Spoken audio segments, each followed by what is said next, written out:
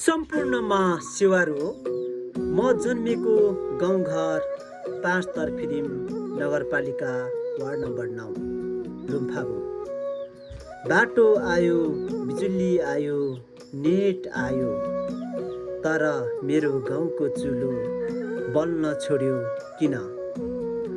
पिचमा गाडी गुड्छ, तर घरमा ताला झुन्डिएको छ।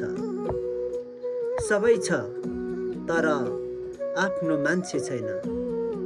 हिजो काँधमा भारी, आज पिचमा गाडी। विकास आइपुग्यो, तर मान्छे भएन। पिच बनेर के गर्नु? बाटो हिँड्ने आफ्नै मान्छे भएन। गाउँ मेरो, माया मेरो, तर बस्ने मान्छे सहरको। बाल्यकालमा बोकेर हिँडेको भारी आज गाडीमा जान्छ।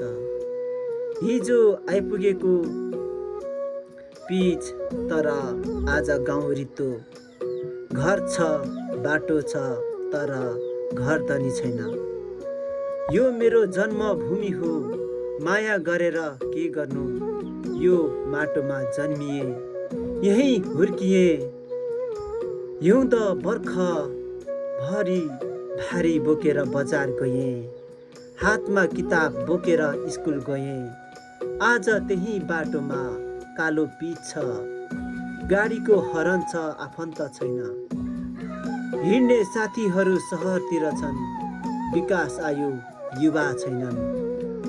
बाटोमा पिच भयो, गाउँ खाली भयो। हिजो हिँडेर जान्थे, आज गाडीमा जान्छन्। फर्केर हेर्दा आफ्नै माटो रुन्छ। धन्यवाद। सब्सक्राइब, लाइक, कमेन्ट गर्नुहोला। यो भिडियो मन पर्यो भने यस्तै भिडियोहरू पनि लिएर तपाईँहरू सामु फेरि उपस्थित हुनेछु। धन्यवाद।